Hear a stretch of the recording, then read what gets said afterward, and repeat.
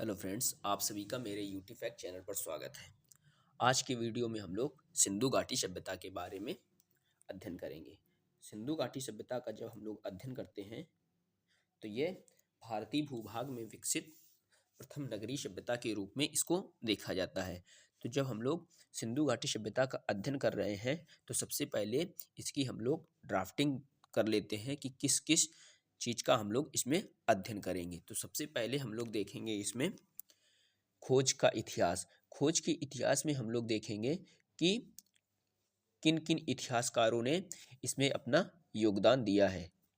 फिर इसके बाद हम लोग देखेंगे सिंधु घाटी सभ्यता का नामकरण, कि इसका नामकरण किस प्रकार से रखा गया। जो इसके विभिन्न नाम हैं उनको भी हम लोग देखेंगे। इसी प्रकार से हम लोग देखेंगे सिंधु घाटी सभ्यता का उद्भव कैसे हुआ उसके बारे में। फिर सिंधु घाटी सभ्यता के जो महत्वपूर्ण स्थल हैं उनके बारे में हम लोग देखेंगे, जैसे हड़प्पा, मोहनजोदड़ो, चन्हुदड़ो, लोथल इत्यादि जैसे जो प्रमुख शहर हैं उनके बारे में हम लोग देखेंगे। फिर इसके बाद हम लोग देखेंगे नगर आयोजना या नगर निर्माण किस प्रकार से सिंधु घाटी सभ्यता का हुआ है उसको हम लोग देखेंगे। इसमें हम लोग देखेंगे कि सिंधु घाटी सभ्यता का जो पश्चिमी क्षेत्र हुआ करता था, वो जो यहाँ पर शासक वर्ग था वो रहता था, और जो निम्न भूमि क्षेत्र हुआ करता था, जो पूर्वी क्षेत्र होता था वो निम्न भूमि क्षेत्र होता था, वहाँ पर आमजन या सामान्य लोग निवास करते थे। तो उसको हम लोग देखेंगे। इसी प्रकार से सिंधु सभ्यता की जो लिपि है उसको हम लोग देखेंगे। जो सिंधु सभ्यता की लिपि है वो अभी तक अपठित है, इसे पढ़ा नहीं जा सका है। फिर इसके बाद हम लोग देखेंगे सिंधु सभ्यता के मानव का सामाजिक जीवन, वो किस प्रकार से अपना जीवन यापन करते थे उसको हम लोग देखेंगे। फिर इसके बाद हम लोग देखेंगे राजनीतिक घटनाक्रम, जो राजनीतिक विकास है उसके से संबंधित जो भी जानकारी है उसको देखेंगे। फिर इसके बाद हम लोग देखेंगे उस काल का जो मानव है, सिंधु काल का जो मानव है उसके धार्मिक जीवन को हम लोग देखेंगे। फिर इसी प्रकार से वो किस प्रकार की कलाकृतियों का निर्माण करता था उसके बारे में देखेंगे, कला उसकी देखेंगे। फिर देखेंगे कि ये जो महान सिंधु घाटी सभ्यता है इसका पतन कैसे हो गया, इसके हम लोग कारण देखेंगे कि किस कारण से सिंधु सभ्यता का पतन हो गया। तो सबसे पहले हम लोग देखते हैं खोज का इतिहास, सिंधु घाटी सभ्यता के खोज का इतिहास। तो सबसे पहले 1826 ईस्वी में 1826 ईस्वी में एक ब्रिटिश इतिहासकार हैं चार्ल्स मेसन।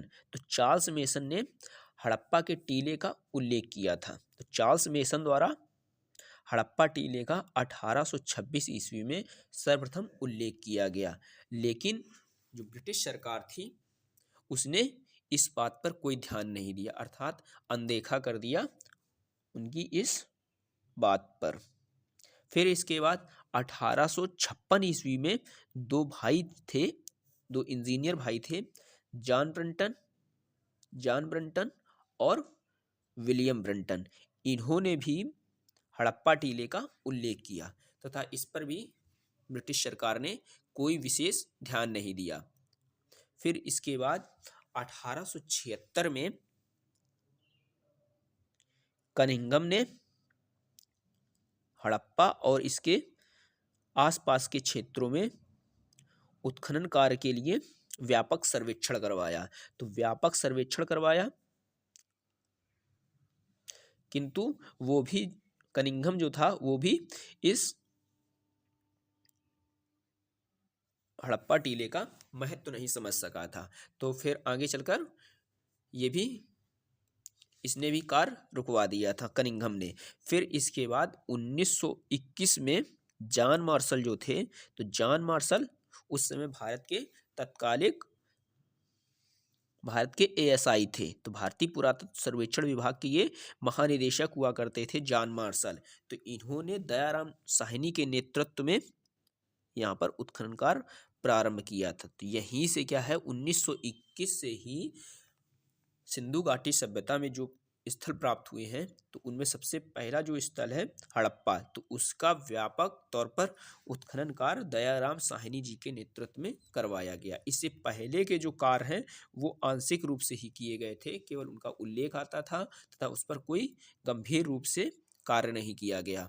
फिर इसके बाद दयाराम साहनी जो थे, इन्होंने यहाँ पर उत्खनन कार्य करवाया। तो अब हम लोग देख लेते हैं जो ASI होता है उसका full form archaeological survey of India. तो जो भारतीय पुरातत्व सर्वेक्षण विभाग है उसको आर्कियोलॉजिकल सर्वे ऑफ इंडिया भी कहा जाता है। इसका गठन जो है ASI का गठन 1861 ईस्वी में कैनिंग के समय में हुआ था। जो लॉर्ड कैनिंग था उसके समय में ASI का गठन हुआ तथा इसका जो पहला डायरेक्टर था कनिंघम ही था। तो जो पहला इसका महानिदेशक था कनिंघम था। पहला डायरेक्टर जो था कनिंघम था। नोट 2 अब हम लोग देखते हैं। तो नोट 2 अब हम लोग देखते हैं भारतीय पुरातत्व विभाग। भारतीय पुरातत्व विभाग जो है, भारतीय पुरातत्व विभाग की स्थापना 1902 ईस्वी में लॉर्ड कर्जन के काल में हुई थी। जो लॉर्ड कर्जन था उसके काल में भारतीय पुरातत्व विभाग की स्थापना हुई। तो जिसका प्रथम अध्यक्ष था जॉन मार्शल। ये जो जॉन मार्शल था इसके नेतृत्व में और दयाराम साहनी जी के नेतृत्व में हड़प्पा टीले का व्यापक उत्खनन कार्य करवाया गया था। वर्तमान में क्या है, ASI और पुरातत्व विभाग भारत में संस्कृति एवं पर्यटन मंत्रालय के अधीन है। ASI और पुरातत्व विभाग जो है वर्तमान में संस्कृति एवं पर्यटन मंत्रालय के अधीन कार्यरत है। तो ये हो गया सिंधु घाटी सभ्यता से संबंधित पहला वीडियो। तो इसमें हम लोगों ने सबसे पहले देखा इसकी ड्राफ्टिंग को। ड्राफ्टिंग के बाद हम लोगों ने देखा खोज का इतिहास। तो खोज के इतिहास में जब हम लोग देखते हैं तो सबसे पहले कार्य किया था चार्ल्स मेसन ने।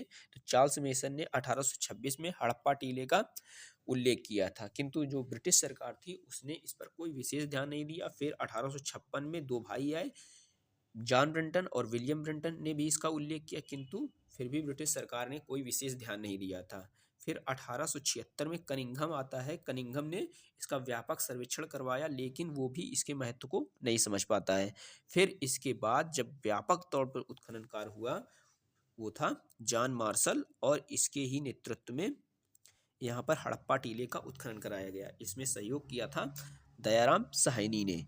फिर इसके बाद हम लोग देखें ASI के बारे में। ASI जो है इसको कहा जाता है आर्कियोलॉजिकल सर्वे ऑफ इंडिया।